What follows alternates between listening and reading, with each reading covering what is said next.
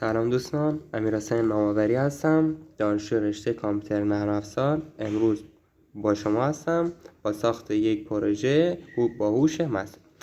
یک سایت فروشگاهی با امکانات ثبت محصول با تصویر و نام و توضیحات و نمایش محصول‌های ثبت شده با امکان ارسال پیام با زبان PHP می‌خوایم بسازیم. خب حالا مرحله اول ایجاد یک پایگاه داده. نامش شاپ DB. کپیش میکنیم، میریم به آدرس لوکال هاست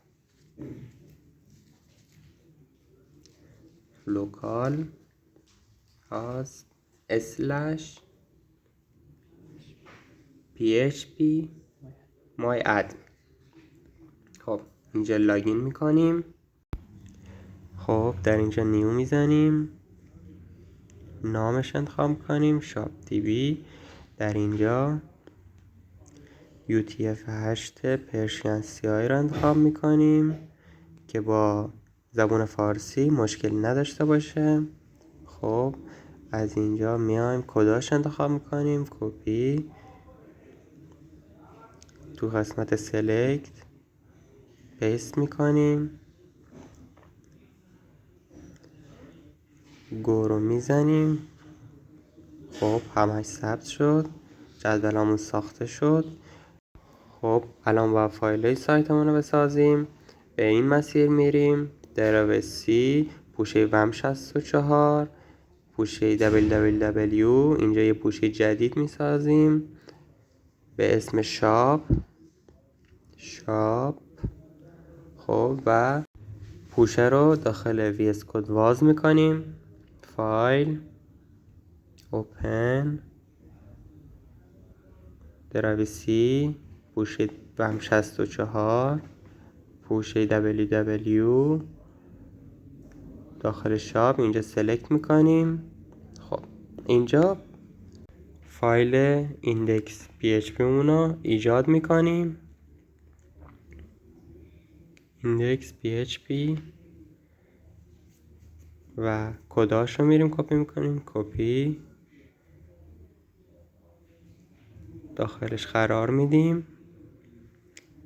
مرحله بعدی، مرحله سوم، ایجاد یک پوشه عکسامونه کپی میکنیم، ایمیج، کپی، یه پوشه به نام ایمیج میسازیم. خب مرحله بعدی فایل style.css رو میسازیم.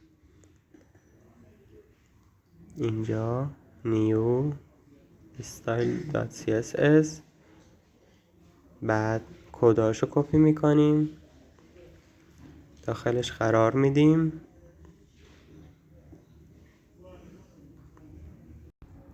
پروژه اینجا تموم شده. خب میریم به آدرس لوکال هاست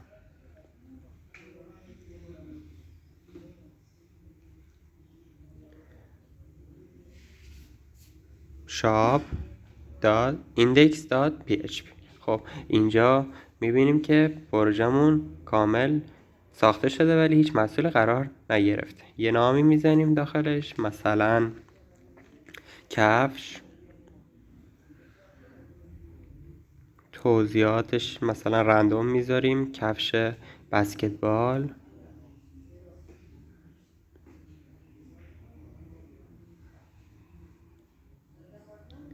یه عکس قرار میدیم، ثبت که بزنیم میبینیم محصولمون با موفقیت ثبت شده. حالا یه پیامی هم مینویسیم رندوم، مثلا سلام، خوبی، ارسال پیام و ثبت شد. خب بچه ها این بود از پروژه ما. مرسی تا اینجا ویدیو همراهمون کردین. تا یه ویدیو دیگه، خداحافظ.